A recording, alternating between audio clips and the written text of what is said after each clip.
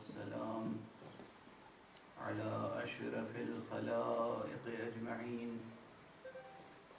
سيدنا وسيد الأولين والآخرين حبيبنا وحبيب إله العالمين إمام المرسلين وخاتم النبيين أبي القاسم المصطفى محمد اللهم صل على محمد وآل محمد وعلى أهل بيته الطيبين الطاهرين الهداة المهديين المعصومين المظلومين واللعنة الدائمة على أعداء الحق والدين. أما بعد فقد قال الله تعالى عز اسمه في محكم كتابه ومتقن خطابه. بسم الله الرحمن الرحيم.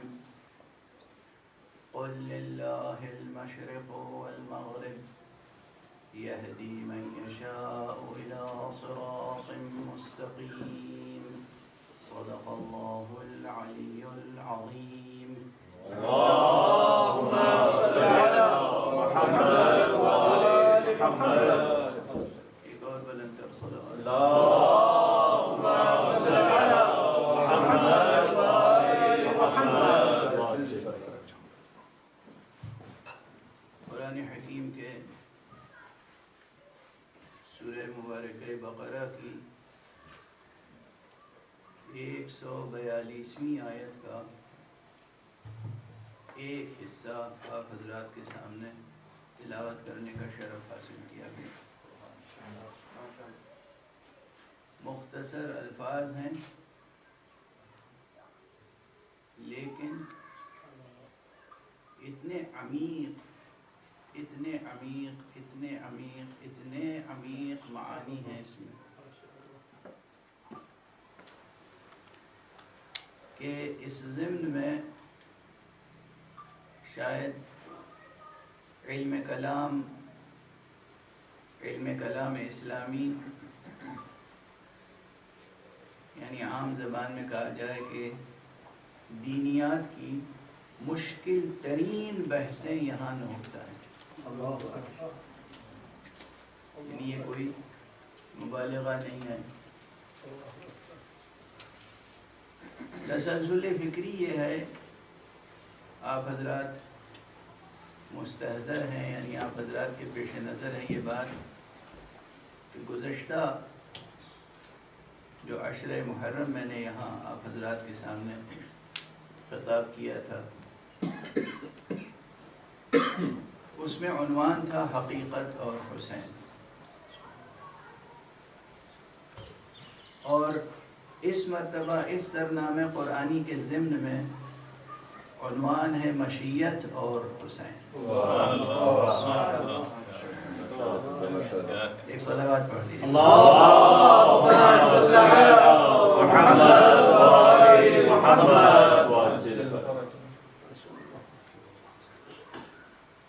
اور حقیقت یہ ہے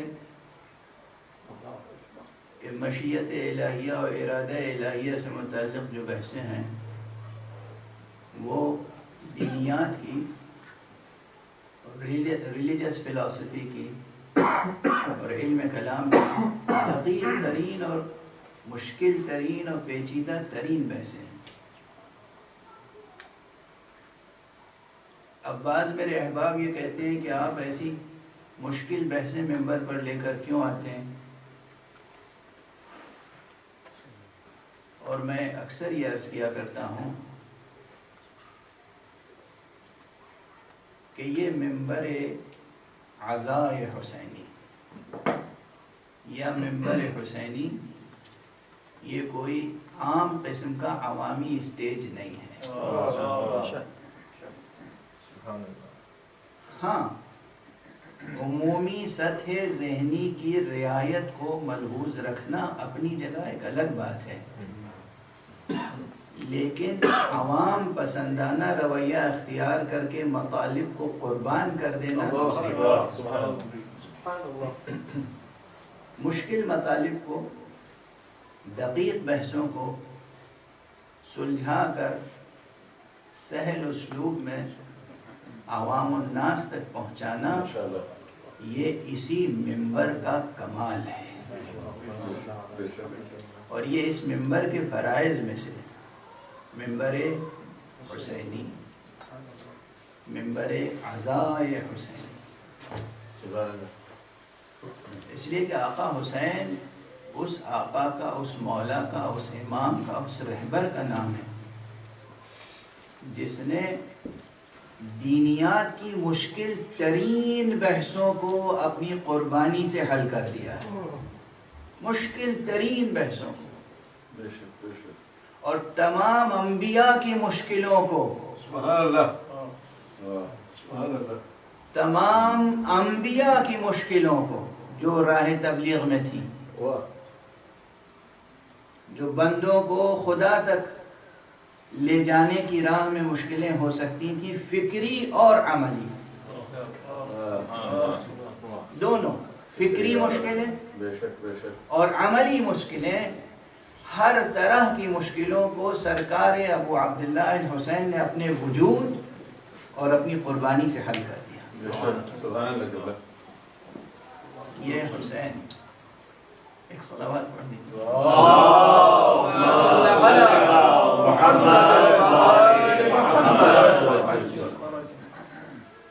آقا حضرت امام ابو عبداللہ الحسین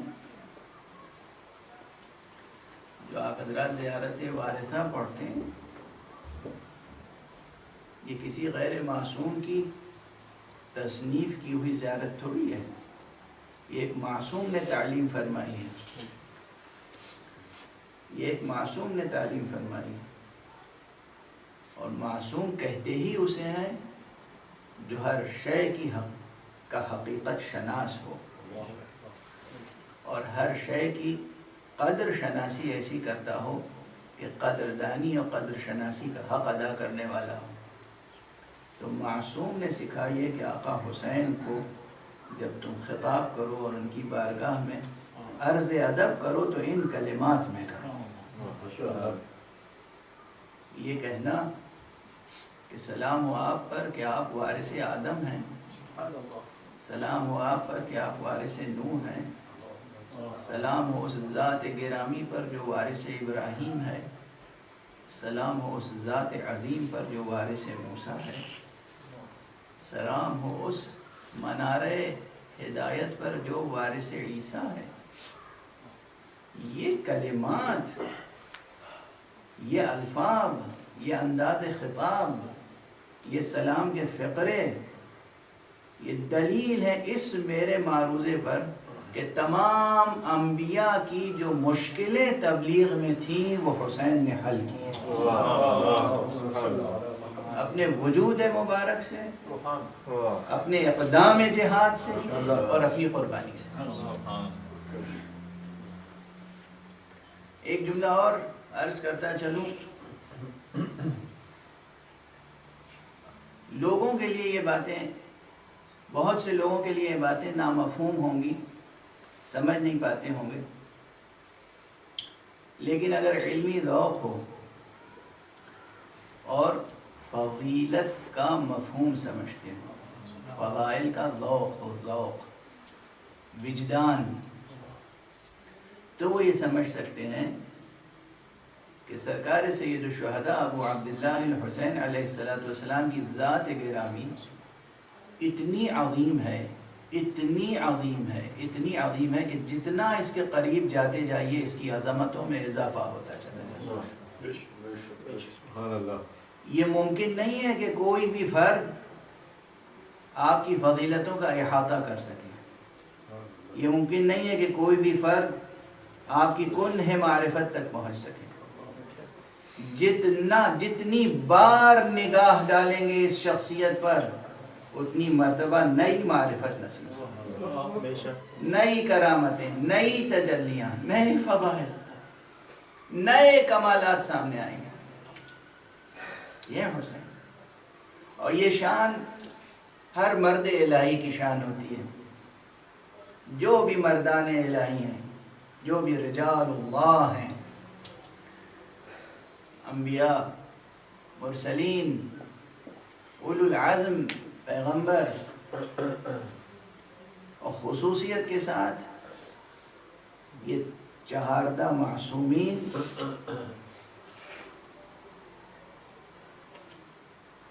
جن میں پہلی ذات ذات گرامی حبیب کبریا نور کبریا محمد مصطفیٰ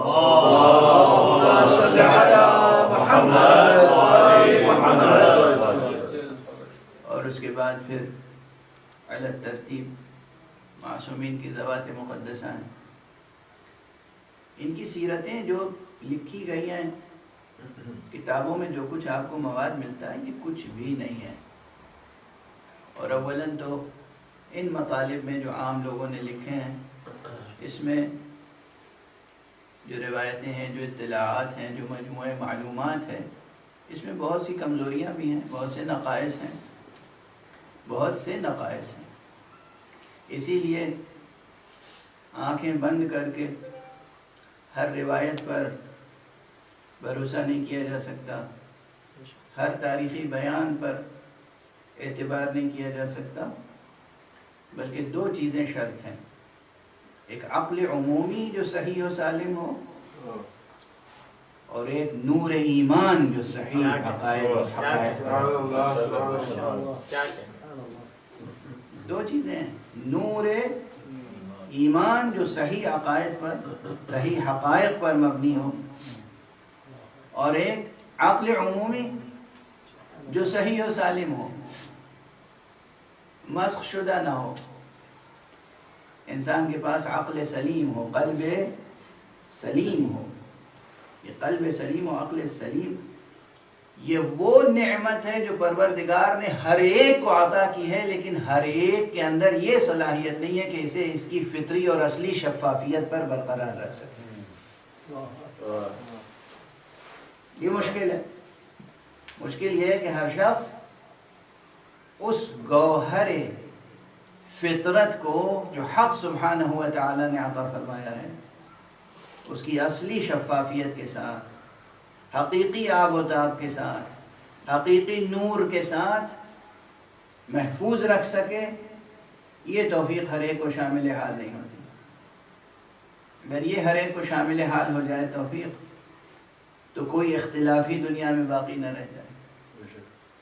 تو یہ 2 چیزیں اگر موجود ہیں، ایک عقل عمومی جو غیر منحرف ہو، آلودہ نہ ہو غبار دنیا میں، لوث دنیا میں، اور دوسرے نور ایمان، نور فطرت اور نور ایمان. یہ 2 نور اگر انسان کے پاس ہیں تو جو چیزیں کتابوں میں بھی لکھی ہوئی ہیں ان میں صحیح اور غلط کی تمیز کر سکتا ہے. اور یہ وعدہ الہی ہے. میں عرض کروں، یہ وعدہ الہی ہے کہ اگر تم ایمان اور عمل صالح بجا لاؤ گے تو اللہ خود تمہیں ایک ایسا نور عطا کرے گا کہ تم حق اور باطل میں فرق کر سکو. یہ نور من جانب اللہ عطا ہوتا ہے. یہ ضروری نہیں کہ یہ نور صرف معصوم کو عطا کیا گیا ہو، صرف نبیوں کے پاس ہو، رسولوں کے پاس ہو، اماموں کے پاس ہو. عام انسان بھی اگر ایمان اور عمل صالح سے وابستہ ہو جائے تو حق سبحانہ و تعالیٰ کی طرف سے اسے وہ بصیرت نصیب ہوتی ہے، وہ نور نصیب ہوتا ہے جس نور سے وہ حق اور باطل کے درمیان فرق اور تمیز کر سکتا ہے. ایک صلوات پڑھ دیں محمد.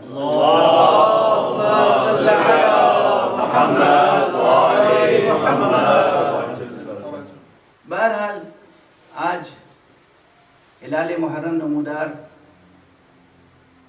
ہونے والا ہے.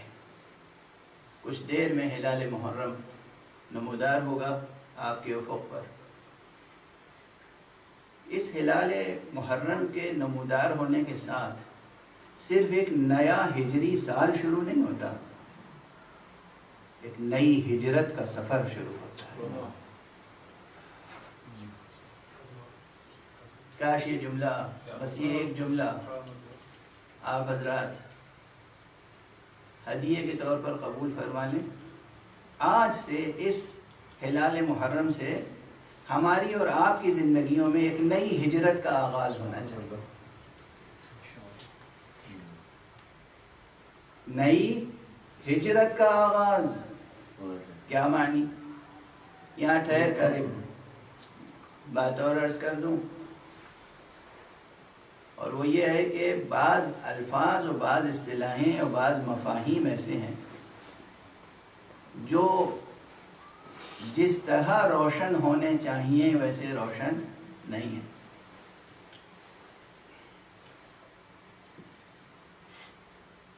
ہجرت کا لفظ بطور خاص اردو شاعری میں اور اردو کی جدید شاعری اور جدید ادب میں تو بہت زیادہ استعمال ہوا ہے،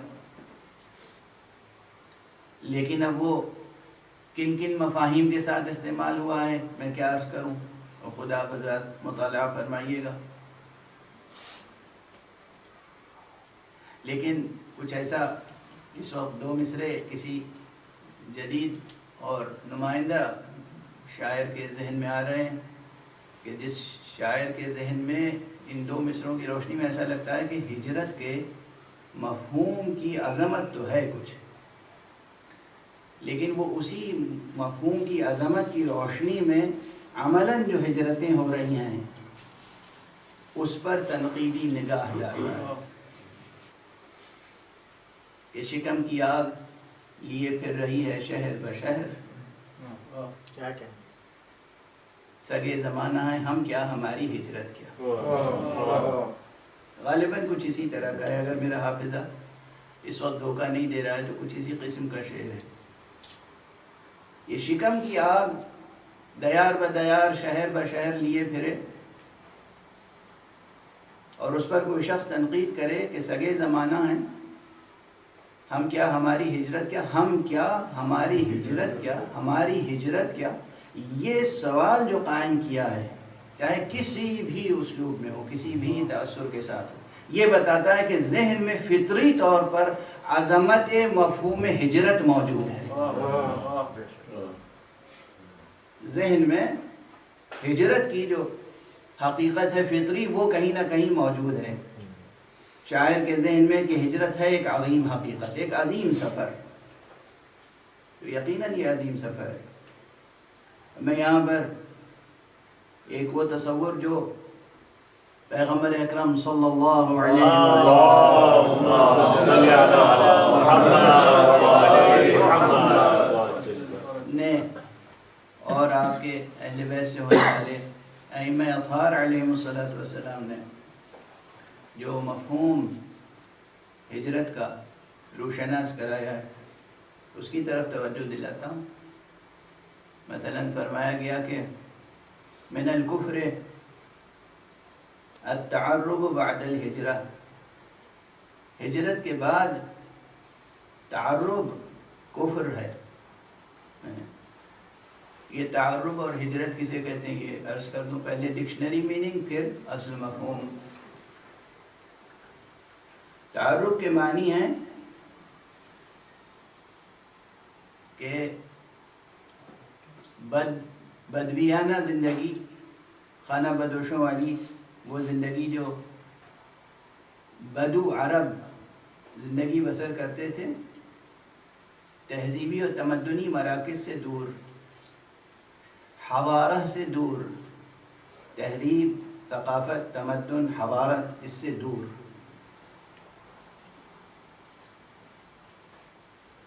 صحراؤں میں، بیابانوں میں جو زندگی بسر کرتے تھے قبل اسلام،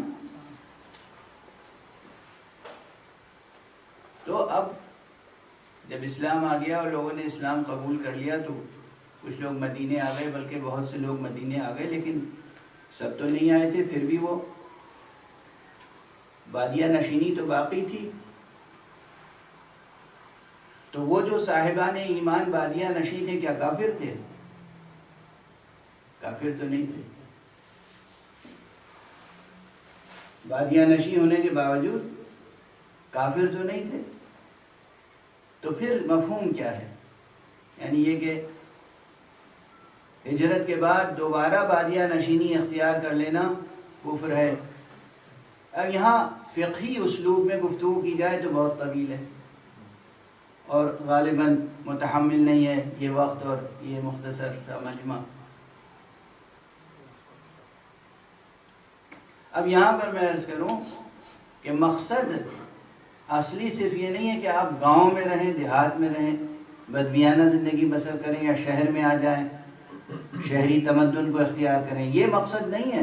ان لفظوں کے پیچھے مفہوم بڑا ہے.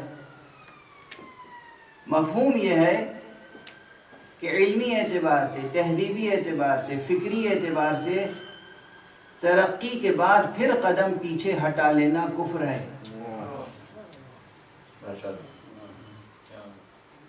ارتقائی قدم اٹھا لینے کے بعد پھر پلٹ کے پہلی منزل تک آ جانا کفران نعمت ہے.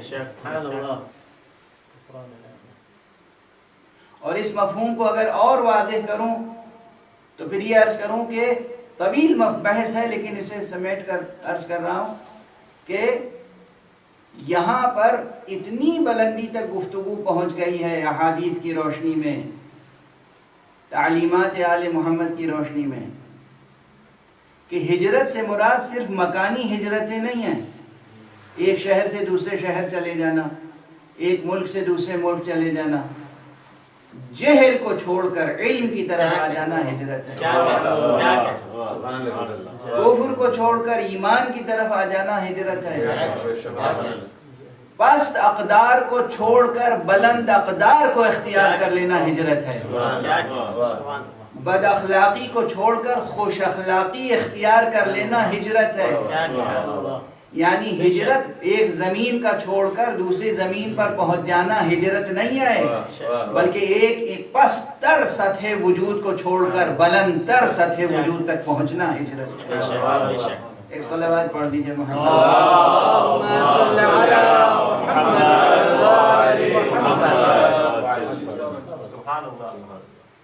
اب ہجرت کا مفہوم واضح ہوا کہ ہجرت سے مراد کیا ہے، کس چیز کو چھوڑنا ہے اور کس چیز کو اختیار کرنا ہے. اب یہ ہمارے بزرگوں کے محاورے ہیں. حوزہ علمیہ میں، مدارس میں جب کوئی طالب علم آتا تھا تو پوچھتے تھے کہ تم نے کب ہجرت کی بھائی، تم نے کب ہجرت کی، متى ہاجرت. اگر اس کے بارے میں کسی اور سے پوچھ رہے ہیں، یعنی جو استاد ہے، مسئول ہے، وہ پوچھ رہا ہے کہ یہ جن صاحب کو تم لائے ہو، تعارف کرا رہے ہو کہ یہ طالب علم ہیں، تو یہ بتاؤ متى ہاجر، انہوں نے ہجرت کب کی، یعنی کب علم کی طلب پیدا ہوئی، طلبگی کب اختیار کی، کب یہ طالب علم بنے. جس وقت یہ طالب علم بنے، جب طلبگی اختیار کی، جب انہوں نے پورے وجود کے ساتھ یہ فیصلہ کیا کہ اب ہمیں علم حاصل کرنا ہے، وہ لمحہ ہے لمحہ ہجرت. اس وقت یہ مہاجر ہو گئے. اب اگر کوئی شخص طلب علم کی راہ چھوڑ کر پھر طلب دنیا میں مشغول ہو جائے تو یہ ایسے ہی ہے جیسے کوئی ایمان چھوڑ کر پھر کافر ہو جائے. کیا ذوق ہے، کس بلندی ذوق کی طرف توجہ دلائی جا رہی ہے. مذاق طبیعت کتنا بلند ہونا چاہیے، ذوق طبیعت کتنا بلند ہونا چاہیے کہ اگر طلب علم کی طرف آئے ہیں تو یہ ہجرت، اور طلب علم کو ترک کر دیا تو گویا تعرب ہے، یعنی پھر بادیہ نشین ہو گئے، یعنی پھر کفر کی طرف پلٹ گئے. اور ہمارے یہاں اگر یہ مفہوم واضح ہو جائے کہ علم کو چھوڑ، جہل کو چھوڑ کر علم کی طرف آنا ہجرت ہے، کفر کو چھوڑ کر ایمان کی طرف آنا ہجرت ہے، بد اخلاقیوں کو چھوڑ کر خوش اخلاقیوں اور اچھی اخلاقی قدروں کی طرف آنا ہجرت ہے، تو پھر اس جملے کو آپ آسانی سے سمجھ سکیں گے کہ یہ نمودار جو ہوتا ہے ہلال محرم، یہ ہمیں اور آپ کو دعوت دیتا ہے ایک نئی ہجرت کی طرف. ایسی ہجرت اختیار کرو کہ پرچم عباس کے نیچے آ کر حسین کی بیعت کرو. صلوات پڑھتے محمد و علیہ.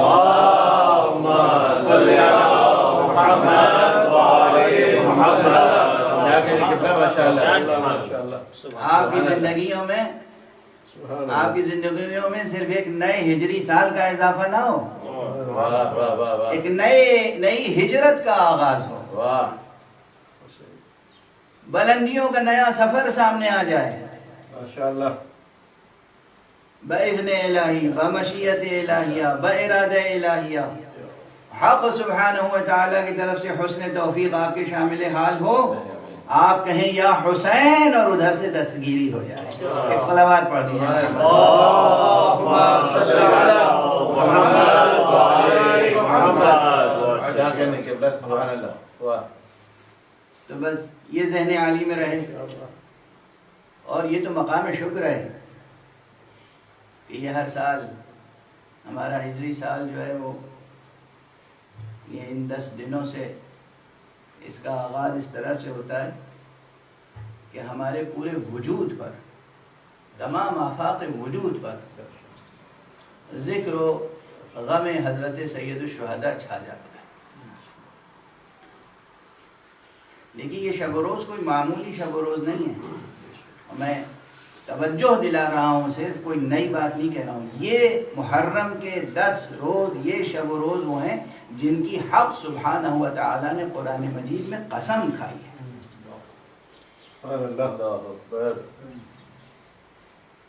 ان 10 دنوں کی اور 10 راتوں کی بسم اللہ الرحمن الرحیم، والفجر ولیال عشر والشفع والوتر واللیل اذا یسر هل فی ذلک قسم لذی حجر۔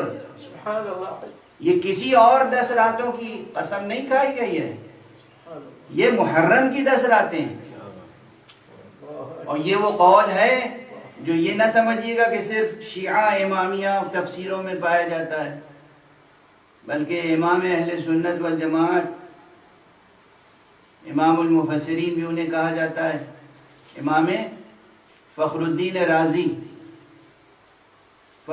رازی ان لوگوں میں سے ہیں جن کے دامن پر تشیع کا غبار نہیں بیٹھا ہے، تشیع کے الزام و اتہام سے بری ہیں وہ۔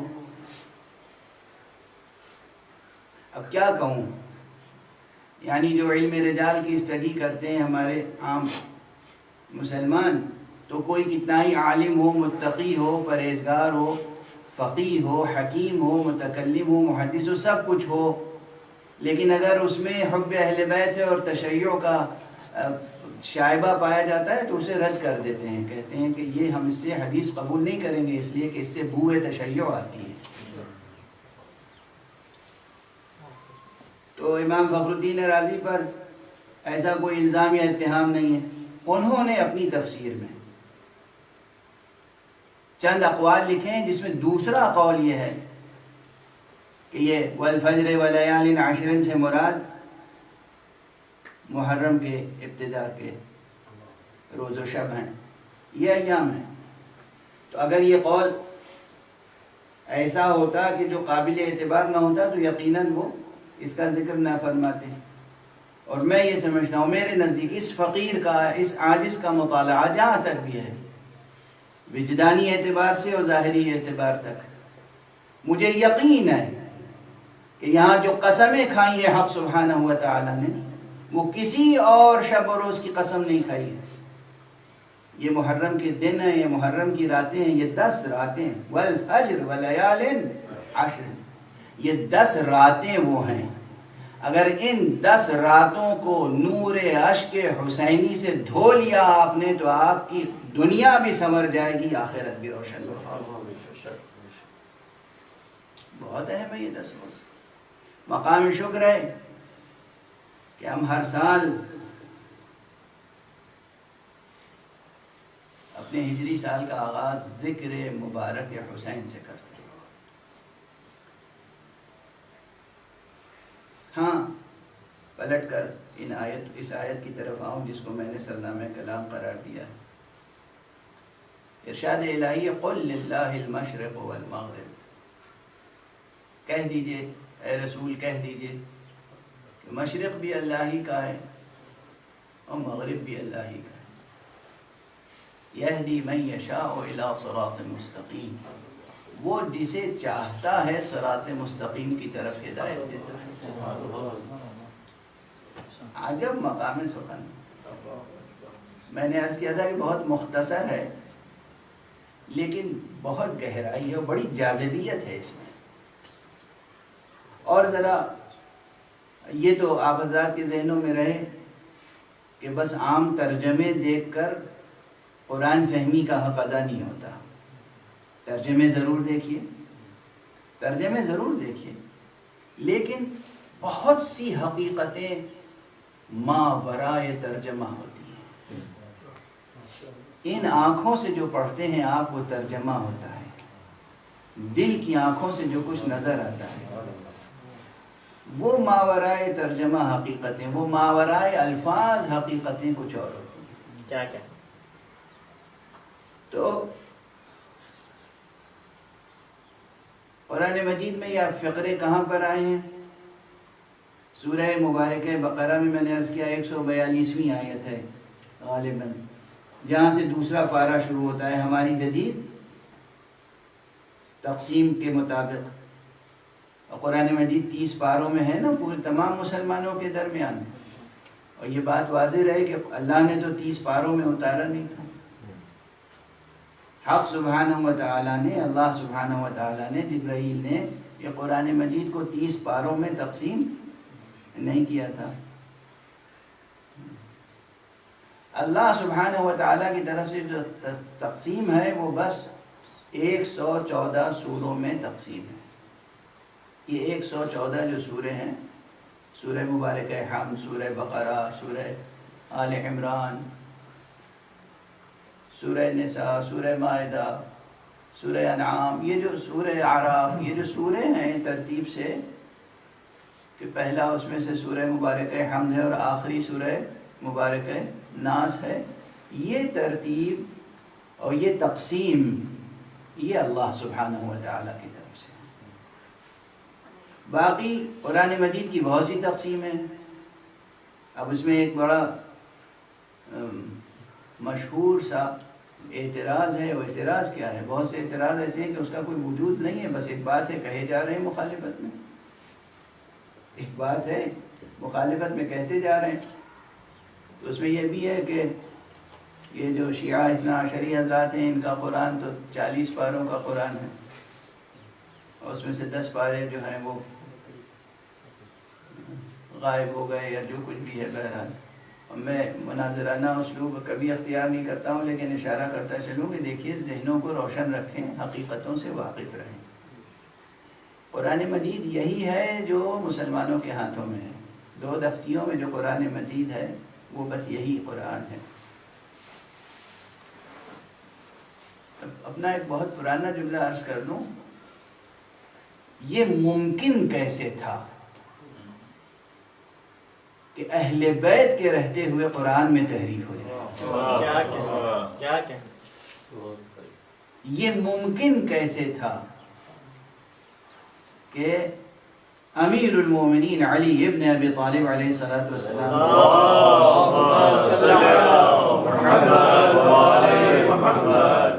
قرآن میں تحریف ہو جائے؟ ممکن نہیں، امپاسبل۔ اس لیے تحریف قرآن کا عقیدہ تو باطل ہے۔ قرآن مجید میں کوئی تحریف نہیں ہوئی، جس طرح سے قرآن مجید حق سبحانہ و تعالیٰ نے مصطفیٰ صلی اللہ علیہ وآلہ وسلم کے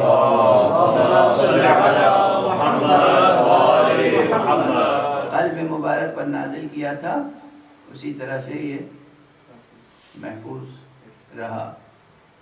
لیکن قرآن مجید کی تلاوت کے لیے چونکہ مختلف آداب، مختلف طریقے ہیں، مثلا کچھ ایسے صاحبان ایمان ہیں ان کے حسن عمل کا یہ معیار ہے کہ وہ ہر 7 دن میں ایک قرآن ختم کر لیتے ہیں۔ اب انہوں نے قرآن مجید کو برابر سے 7 حصوں میں تقسیم کر دیا اور ہر حصے کا نام ایک رکھ لیا منزل۔ تو اب 7 منازل، یہ 7 منازل خدا کی طرف سے تھوڑی تقسیم ہے۔ کچھ لوگ ایسے بھی ہیں جو 3 دن میں قرآن مجید ختم کر لیتے ہیں، یہ بات مشہور ہے، معروف ہے، امام انقلاب اسلامی آیت اللہ العظمیٰ روح اللہ خمینی رضوان اللہ تعالی علیہ کے لیے 3 دن میں قرآن ختم کر لیا کرتے تھے. عموماً ہر 3 دن میں ایک ختم قرآن فرماتے تھے. وہ تمام اپنی مشغولیتوں کے باوجود درس، بحث، اصول، فقہ، نماز جماعت، امت کے مسائل، تمام اپنی ریاضتوں اور تمام اپنی مشغولیتوں کے باوجود 3 دن میں قرآن ختم کر لیا کرتے تھے. اور دنیا میں ایسے لوگ ہیں حافظان قرآن کہ جو تقریباً 10 گھنٹے میں پورا قرآن پڑھ لیتے ہیں. اب بھی اس وقت روئے زمین پر ایسے لوگ ہیں 10 گھنٹے میں پورا قرآن بسم اللہ سے والناس تک پڑھ لیتے ہیں. یہ میں تشویق کے لیے عرض کر رہا ہوں. جن لوگوں میں شوق ہو قرآن مجید حفظ کرنے کا اور تلاوت کرنے کا تو یہ چیزیں ناممکن نہیں ہیں. ایک صلوات پڑھ دیجیے محمد. اللهم صل على محمد وآل محمد. تو بہرحال لیکن بہتر یہ ہے، یہ عرض کر دوں ساتھ میں، بہتر یہ ہے کہ یعنی اس سے پہلے یہ عرض کر دوں کہ میں ایسے لوگوں سے شخصی طور پر واقف ہوں. میں جانتا ہوں ایسے لوگوں کو جو 10 گھنٹے میں قرآن ختم کرتے ہیں. اور یہ اس لیے ذکر کر رہا ہوں کہ یہ غیر معصوم لوگ ہیں، یہ عام افراد ہیں. اس لیے اگر کسی معصوم کے لیے یہ روایت ملے کہ ایک شب میں قرآن ختم کر لیتے تھے یا ایک شب میں 1000 رکعت نماز پڑھ لیتے تھے تو اس کا انکار نہ کیجیے گا. انکار جہالت ہے، انکار جہالت ہے. عام انسان آج اس روئے زمین پر موجود ہیں جو 10 گھنٹوں میں قرآن مجید ختم کر لیتے ہیں. یعنی 30 پارے لفظ ب لفظ 10 گھنٹوں میں، 11 گھنٹوں میں، 12 گھنٹوں میں، 14 گھنٹوں میں. اس سے کم میں بھی ختم کرنے والے ہیں لیکن انہیں میں پسند نہیں کرتا ہوں کیونکہ وہاں بعض الفاظ پورے طور پر ادا نہیں ہو پاتے ہیں. لیکن بہرحال 9-10 گھنٹے میں اگر کوئی قرآن ختم کر لیتا ہے تو نارمل ڈیز اینڈ نائٹس یہاں ہیں، جہاں 12 گھنٹے کی رات اور 12 گھنٹے کا دن ہے وہاں ایک رات میں قرآن ختم ہو سکتا ہے. اور جو شخص ایک رات میں قرآن ختم کر سکتا ہے وہ ایک رات میں 100 رکعت نماز یا 1000 رکعت نماز بھی پڑھ سکتا ہے. یہ سب اپنے ذوق اور شوق کی بات ہے. بہرحال پیغمبر صلی اللہ علیہ وآلہ وسلم کی طرف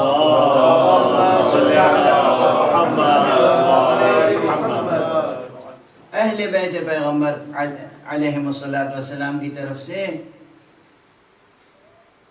3 دن میں قرآن ختم کرنے کو زیادہ بہتر طریقہ بتایا گیا ہے. 3 دن میں یا 7 دن میں. کچھ لوگ ایسے ہیں جو ہر روز ایک جز پڑھنا چاہتے ہیں، انہوں نے اپنے سہولت سے 30 پارے میں تقسیم کر لیا. کچھ لوگ ایسے ہیں جو چلہ کشی کرتے ہیں، عام فقرہ ہے چلہ کشی، یعنی 40 دن کی عبادت اور ریاضت کا ایک نصاب بنا لیتے ہیں. تو جو لوگ 40 دن میں قرآن ختم کرنا چاہتے ہیں انہوں نے اسے 40 حصوں میں بانٹ لیا. ارے آپ حضرات نے دیکھا ہوگا کہ ایصال ثواب کی مجلسوں میں سوم میں اور چہلم میں جو مجلسیں ہوتی ہیں اس میں چھوٹے چھوٹے پارے قرآن کے بنا لیے جاتے ہیں کہ وہ اور یعنی 30 کے بجائے 60 یا اور زیادہ. تو یہ تقسیم اعتباری ہے. الفاظ وہی ہیں، کنٹینٹ اتنا ہی ہے، الفاظ، کلمات، آیات وہی ہیں، لیکن لوگوں نے اپنی سہولت کے مطابق تقسیم کر لیا. یہ ہے حقیقت. ایسا نہیں کہ اس کے علاوہ کچھ کلام موجود ہے. جو صحیفہ امیر المؤمنین علی ابن ابی طالب علیہ السلام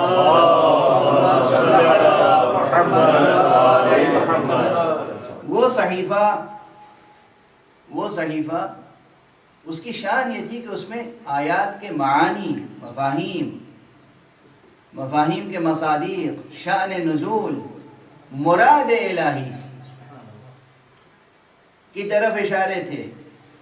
بیان تفسیر کے ساتھ تھا وہ قرآن. جو یقیناً امام زمانہ عجل اللہ تعالی فرجہ شریف کے پاس محفوظ ہے.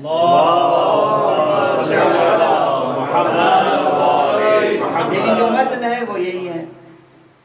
تو بہرحال پروردگار آپ حضرات کو توفیق عطا فرمائے کہ کم از کم روزانہ 1 جز قرآن تو پڑھیں، اور محرم ہے تو روزانہ 1 جز قرآن پڑھ کے سرکار سید الشہداء کو ہدیہ کریں. تو جہاں سے دوسرا پارہ شروع ہوتا ہے سیقول السفہاء، وہاں پر اسی آیت کا آخری فقرہ یہ ہے جو میں نے آپ حضرات کے سامنے تلاوت کرنے کا شرف حاصل کیا. قل للہ المشرق والمغرب، کہہ دیجئے اے رسول کہ اللہ ہی کے لیے ہے مشرق اور اللہ ہی کے لیے ہے مغرب. یہدی من یشاء الی صراط مستقیم، اس کی مشیت جس کے حق سے متعلق ہو جاتی ہے، جس سے متعلق ہو جاتی ہے، اسے وہ صراط مستقیم کی طرف ہدایت فرماتا ہے. یہاں سے میں نے صرف یہدی من یشاء، یہ کلمہ یشاء سے استفادہ کرتے ہوئے عنوان قائم کیا ہے آپ کے سامنے، مشیت اور حسین. اور میں نے عرض کر دیا کہ یہ بہت مشکل بحث ہے، تو دل جگر تھام کے بیٹھیے گا. یعنی یہ وہ مرحلہ ہے کہ جہاں بہت سے فرقے وجود میں آ گئے صرف اس ایک مسئلے کو حل نہ کر سکنے کی وجہ سے. حل نہیں ہوئی بات. بہت سے فرقے ایسے ہیں دنیا میں کہ تمام مسائل میں آپ کے ساتھ متفق ہیں، کسی ایک مسئلے میں اختلاف ہے تو ایک نیا فرقہ بنا لیا. اور کبھی کبھی تو یہ ہوتا ہے کہ فرقہ بنانے والا الگ فرقہ بنانا نہیں چاہتا، باقی لوگ اس طرح اس کو اپنے حلقے سے دور کرتے ہیں کہ وہ مجبوراً ایک فرقہ بن جاتا ہے. ایک چیز یاد رکھیے، فرش اعلیٰ سے یہ پیغام سب تک پہنچ جائے، دلوں میں وسعتیں پیدا کیجئے، تنگی پیدا ایمان کی خیرات بانٹیے، نور ایمان کو عام کیجئے. حلقہ ایمان سے نکالنے کا حق آپ کو نہیں ہے کسی کے لیے. جب تک کوئی شخص خود اعلان کر رہا ہے، کوئی بھی ہو، خود جب تک کوئی شخص اعلان کر رہا ہے کہ میں مسلمان ہوں، میں اللہ پر یقین رکھتا ہوں، میں محمد رسول اللہ صلی اللہ علیہ وآلہ وسلم رسول اور آخری رسول سمجھتا ہوں، ختم نبوت پر اس کا یقین ہے، تو آپ اسے دائرہ اسلام سے خارج نہیں کر سکتے. کون سا مسئلہ اصول دین سے لے کر فروع دین تک ہے جس میں علماء کے درمیان اختلاف نہیں ہے؟ کون سا مسئلہ ایسا ہے کہ جس میں مفکرین کے درمیان دو رائے نہیں ہیں؟ سوچنے والے ذہنوں کے طریقے الگ الگ ہوتے ہیں. ایک ہی حقیقت کو کوئی کسی طرح سے بیان کرتا ہے، کوئی کسی طرح سے بیان کرتا ہے. اختلاف بیان، اختلاف اسلوب، اختلاف نظر، اختلاف رائے، اس کا احترام کرنا انسانیت ہے. اختلاف رائے کو برداشت نہ کرنا انسانیت نہیں ہے.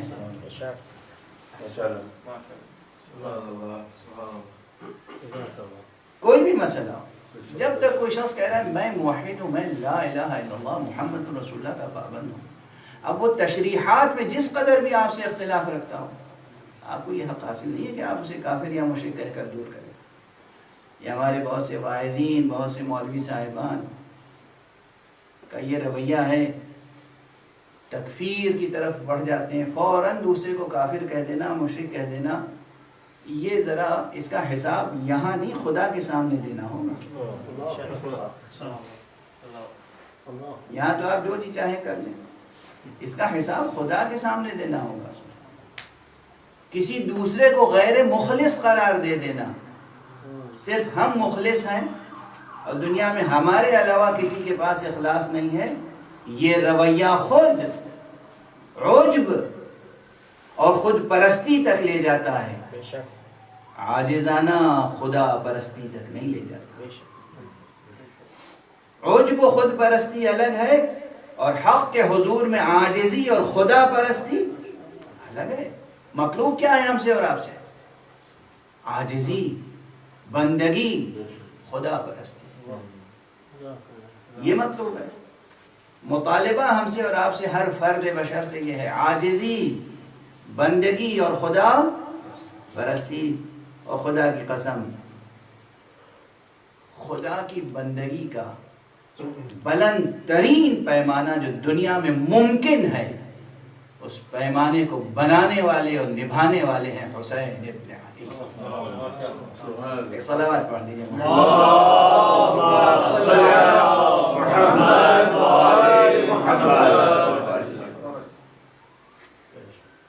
ایک جملہ اصل مباحث کو آج کھولنے سے پہلے عرض کروں، یہ جملہ میں اس سے قبل میرا خیال ہے 1 سے زائد بار عرض کر چکا ہوں۔ ہمارے مسلمانوں میں بھی بہت سے ایسے لوگ ہیں جو نبی صلی اللہ علیہ وآلہ وسلم کو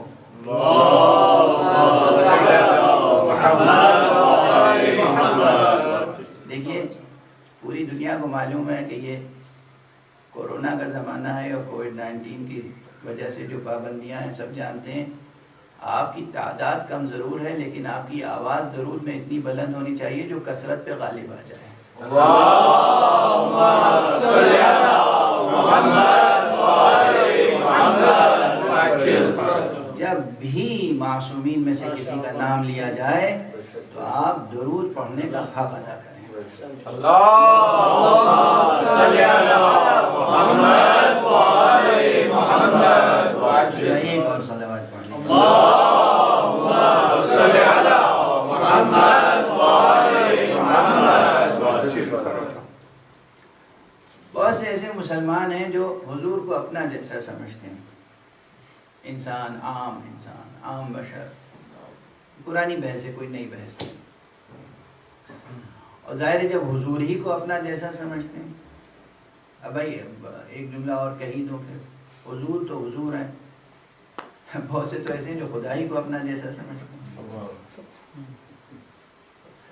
اور اسی لیے بعض ایسی بحثیں دینیات میں داخل کر دی گئی ہیں، علم کلام میں بعض ایسی باتیں داخل کر دی گئی ہیں کہ جن کو دانشور جب نظر ڈالتا ہے، تو ہمارے مرحوم مغفور جمیل مظہری صاحب تھے، وہ کہا کرتے تھے، اردو کے اچھے مشہور مفکر شاعر تھے، کہتے تھے کہ صفات بخشے مکان بخشے جگہ جگہ ایک حرم بنایا۔ صفات بخشے مکان بخشے جگہ جگہ ایک حرم بنایا، ہماری صورت گری نے آخر خدا کو بھی ایک صنم بنایا۔ تو یہ مشکل ہے صفات حق کو سمجھنے میں، اللہ سبحانہ و تعالیٰ کی صفتوں کو سمجھنے میں، اس کے افعال کو سمجھنے میں۔ اپروچ بہت سے لوگوں کا اسی طرح کا ہے کہ وہ خدا کو اپنا جیسا سمجھتے ہیں، اور جب خدا کو اپنا جیسا سمجھتے ہیں تو پھر رسول اللہ صلی اللہ علیہ وسلم تو پھر ان کے بارے میں کیا سمجھتے ہیں؟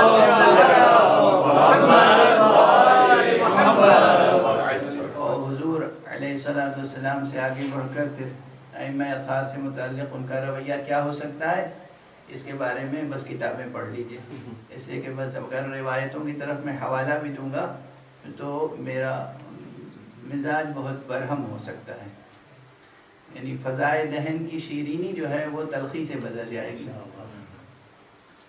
تو ہیں ایسے افراد جو ان ہستیوں کو اپنا جیسا سمجھتے ہیں۔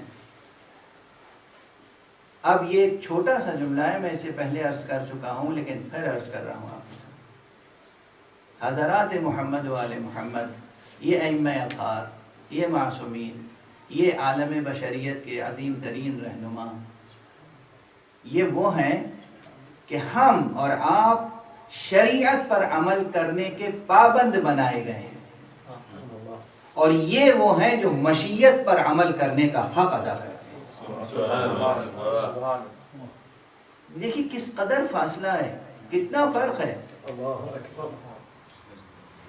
شریعت سے مشیت تک کتنا فرق ہے، یہ اگلی چند تقریروں میں واضح کرنے کی کوشش کروں گا انشاءاللہ۔ لیکن اس وقت یہ عرض کروں، ظاہر کبھی کبھی ظاہر کا نام ہے شریعت اور اس کے باطن میں ہوتی ہے مشیت،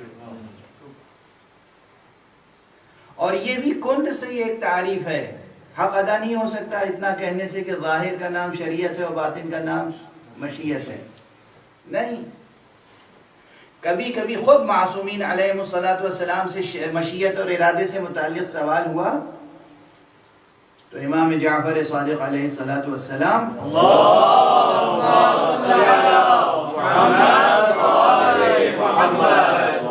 نے ارشاد فرمایا کہ دیکھو شاء اللہ و اراد، اللہ نے چاہا اور اللہ نے ارادہ کیا، یہ دونوں ایک ہی معنی میں استعمال کرتے ہو تم، لیکن کبھی یہ ہوتا ہے کہ اللہ کسی چیز کا امر فرماتا ہے لیکن اس سے کسی چیز کا ارادہ فرماتا ہے لیکن اس سے راضی نہیں ہوتا۔ کیا مشکل ہے، کیا مشکل ہے؟ اور ہمارے یہاں یہیں سے مشکل شروع ہو گئی۔ ایک چیز خارج میں واقع ہو رہی ہے لیکن اللہ اس سے راضی نہیں ہے۔ ہاں، اسی لیے میں نے کہا تھا نا بڑی دقیق بحث ہے یہ۔ آپ یہ بتائیے اس پوری کائنات میں حق سبحانہ و تعالیٰ کا کلمہ پڑھنے والے موحد یہ بتائیں اللہ قادر ہے، عالم ہے؟ کہ ممکن ہے کہ کوئی بھی چھوٹے سے چھوٹا عمل اس کے علم کے بغیر وجود میں آ جائے؟ اور کیا وہ ایسا نعوذ باللہ عاجز ہے کہ کوئی چیز اس کی رضا کے خلاف ہو رہی ہو اور وہ روک نہ سکے؟ تو یہ ممکن نہیں ہے کہ کوئی چیز اس کے علم میں نہ ہو اور ہو جائے، یہ بھی ممکن نہیں ہے کہ کسی چیز کو وہ روکنا چاہے اور نہ روک سکے۔ وہ عالم بھی ہے اور قادر بھی، پھر بھی یہاں وہ کام بھی ہو رہے ہیں جس سے وہ راضی ہے، وہ گناہ بھی ہو رہے ہیں جس سے وہ ناراحت ہے، ناراضی ہے۔ ہو رہے ہیں یا نہیں ہو رہے؟ یہ وہ گتھی ہے جو متکلمین اور مفسرین اور تھیولوجینز جو ہے ان کے لیے مشکل بنی ہوئی ہے، کہ جو ماہرین دینیات ہیں خدا عالم ہے، قادر مطلق ہے، اور وہ کوئی چیز ایسی نہیں ہے جو اس کے علم کے بغیر وجود میں آئے، اور اس کے باوجود وہ بہت سی چیزیں جو وجود میں آتی ہیں ان سے راضی نہیں ہے۔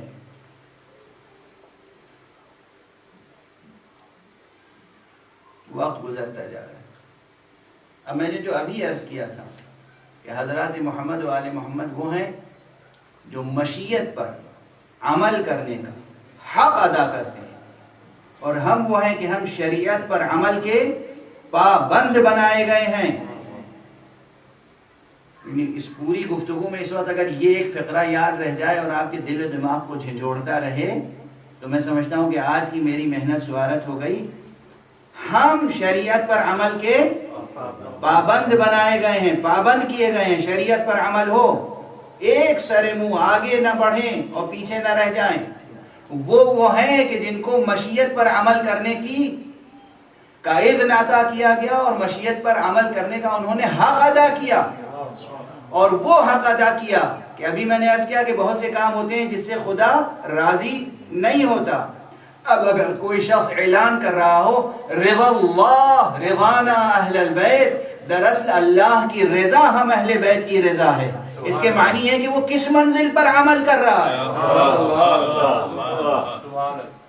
کس منزل پر عمل کر رہا ہے۔ شریعت سے مشیت تک پہنچا، مشیت سے اس منزل تک پہنچا کہ جو رضا حق ہے وہ انجام دے رہا ہے۔ صلوات پڑھ دیجئے محمد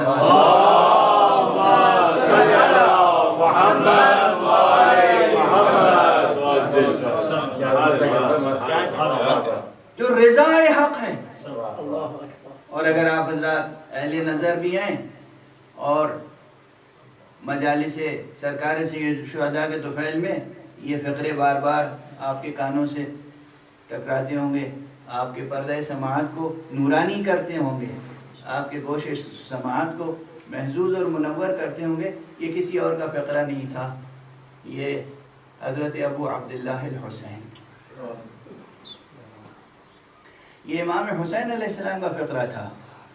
جب آپ مکے سے کربلا کے لیے روانہ ہو رہے تھے تو مکے میں جو خطبہ ارشاد فرمایا ہے یادگار، اس میں ایک فقرہ تھا رضا اللہ رضانا اہل البیت، دیکھو اللہ کی رضا ہم اہل بیت کی رضا ہوتی ہے۔ یہ حسین، یہ آقا حسین کا فقرہ ہے۔ کیوں؟ بس اب 2-3 فقرے عرض کروں گا. آج بہت سے مطالب عرض کرنا چاہتا تھا لیکن کسی سبب سے طبیعت منتشر ہو گئی تو وہ مطالب عرض نہیں کر سکا. لیکن بہرحال جب آقا حسین کو باغی شام کے مأمور نے بلا کر بیعت کے لیے مجبور کرنا چاہا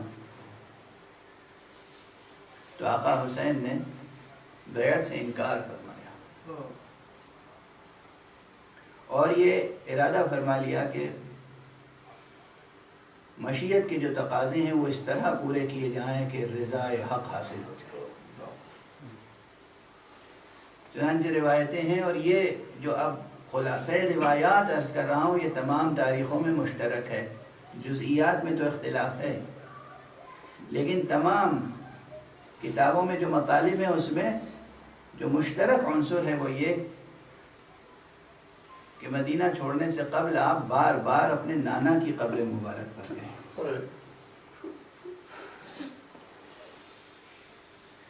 فوراً ہی خوف کے عالم میں مدینہ نہیں چھوڑ دیا. آقا حسین کا جاہ و جلال تھا. آقا حسین کو ایک دنیا پہچانتی تھی اور آقا حسین ایک ایک واقعات کی واقفیت رکھتے تھے، علم رکھتے تھے. ابھی علم امام کی بحث ہے. علم رکھتے تھے کیا ہونے والا ہے اور ہمیں کیا کرنا ہے. ہمیں ہر اپنی زبان سے ادا ہونے والے فقرے میں اور اپنے ہر اقدام میں دنیا کو کیا پیغام دینا ہے، دنیا کے لیے کیا درس چھوڑ کر جانا ہے. راہ خدا میں کہاں کہاں ہمیں قندیلیں روشن کرنی ہیں، کہاں کہاں ہمیں چراغ روشن کرنے، کہاں کہاں شمعیں جلانی ہیں. سبحان اللہ. تو حضور سرکار سید الشہداء بار بار قبر مبارک پیغمبر پر تشریف لے گئے اور جب آخری بار تشریف لے گئے کہتے ہیں ایک رات میں 3 مرتبہ. نماز مغرب کے بعد تشریف لے گئے، پھر نماز عشاء کے بعد تقریباً نصف شب کے قریب، اور پھر سحر کے وقت تشریف لے گئے اور عجب انداز سے السلام علیکہ یا جدہ، نانا آپ پر سلام، اور یہ کہہ کر آپ نے اپنے رخسار مبارک کو تربت پیغمبر نانا کی قبر پہ رکھا اور خوب گریہ کیا، خوب گریہ کیا. گریہ کرتے کرتے حالت نومیہ طاری ہو گئی، جسے کہتے ہیں کہ خواب دیکھا.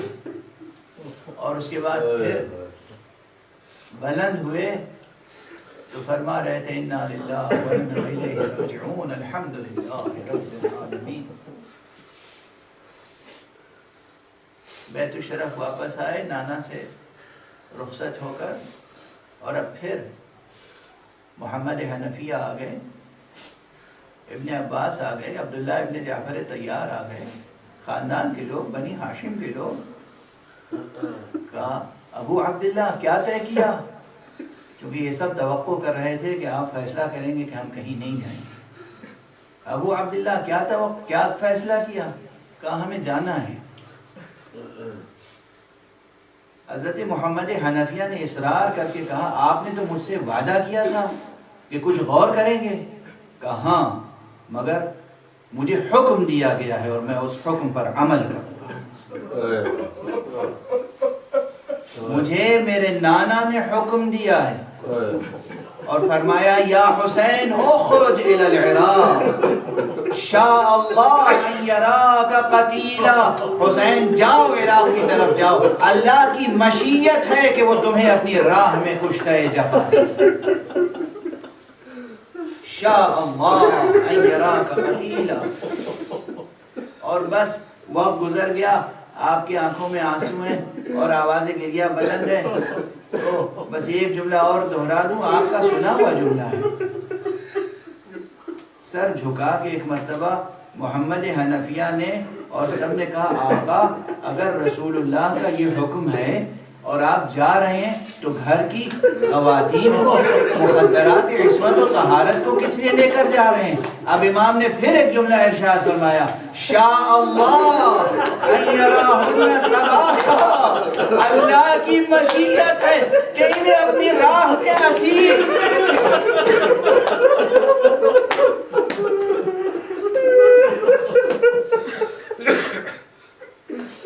شاء اللہ ان یراک قتیلا شاء اللہ ان یراہن سبایا. کیا مقامات، کیا منزلیں، اس انکشاف کے باوجود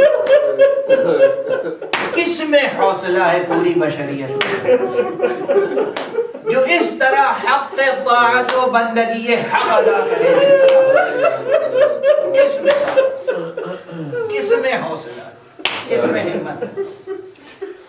بس اب قافلہ تیار ہوا اور یہ میرے والد مرحوم پروردگار ان کی روح کو بلندیاں عطا فرمائے، علامہ دیوبندی کے حوالے سے اور صاحب زبدہ کے حوالے سے، متعدد علماء کے حوالے سے نقل کیا کرتے تھے، میں بھی نقل کر رہا ہوں آپ کے سامنے کہ جب قافلہ چلا ہے تو آقا حسین سب کو ساتھ لے آپ کی ایک بیمار بچی ایسی ہے جسے آپ نے جناب بی بی ام سلمہ کے پاس مدینے یقیناً چھوڑنے کی کچھ مصلحتیں رہی ہوں گی، یقیناً کچھ اسباب رہے ہوں گے، یقیناً کچھ حکمتیں رہی ہوں گی، یقیناً کچھ امانتیں سپرد کی ہوں گی. کہتے ہیں کہ جب قافلہ آگے بڑھا تو بار بار پلٹ کے امام بیت الشرف کی طرف دیکھ رہے، ڈیہڑی میں وہ بیمار بیٹی کھڑی ہوئی تھی، یقیناً جناب ام سلمہ بھی کھڑی ہوئی ہوگی اور بیویاں بھی ہوں گی، جناب ام المؤمنین ہوگی، پورا قلبہ ہوگا، لیکن سب وہ بچی ہوگی نا، حسین کی بیٹی ہے، حسین جا رہے ہیں. ایک مرتبہ دیکھا کہ لڑکھڑاتے ہوئے بیوی نے قدم گھر سے باہر رکھ دیا، بس امام نے قافلہ روک لیا، ٹھہر جاؤ، رک جاؤ. ایک مرتبہ پھر رخصت ہو لیتے ہیں، ایک مرتبہ پھر بیٹی کو کلیجے سے لگا بیٹی کو اٹھایا، بیٹی ہر ایک سے ملی، اور اس کے بعد جب بی بی ام رباب کے پاس آئی آغوش کو پھیلا دیا، آغوش کو پھیلایا. بی بی رباب کے آغوش میں ایک 6 مہینے کا ننھا بچہ تھا، بہن کی آغوش میں آ گیا. اب بہن کی آغوش میں جیسے ہی یہ بچہ آیا، اس کے بعد قافلے کے ایک فرد نے چاہا واپس لے لے، یہ بہن کی آغوش سے جدا نہیں ہو رہا تھا. کہتے آقا امام آگے بڑھے اور بچے کے کانوں میں کچھ کہا، اور بچہ ہمت کے باپ کی آغوش میں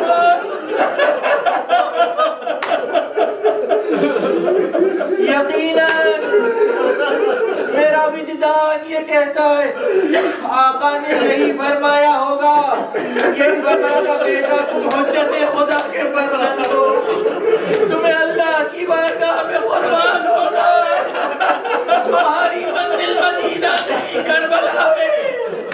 بس 2 تصویریں ہیں، ایک وہ تصویر جب زہرا فاطمہ زہرا کی گود سے اصغر حسین کی گود میں آئے ہیں اور ننھے ننھے ہاتھوں سے گلے کا ہار ہو گئے، لیکن ابھی اصغر کے گلوئے مبارک سے لہو نہیں نکلا. دوسری تصویر وہ ابھرتی ہے جب کربلا میں بعد عصر عاشورا یہی ننھا بچہ ہے، حسین کے گلے میں حافظہ ہے، مگر لہو ہو رہا ہے.